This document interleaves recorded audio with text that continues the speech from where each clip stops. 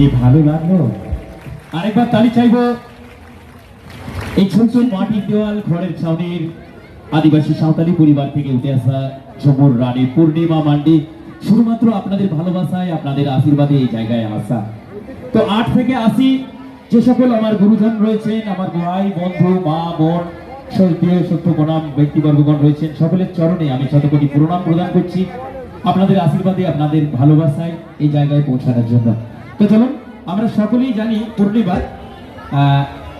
পূর্ণিমা যেহেতু ঝুমুর রানী অর্থাৎ ঝুমুর গান করেন, সকলেই জানেন যে উনি পুরুলিয়া থেকে এসেছেন। একটু ওনার বৃত্তান্ত অর্থাৎ ওনার জন্মস্থান কোথায়, উনি কোথা থেকে এসেছেন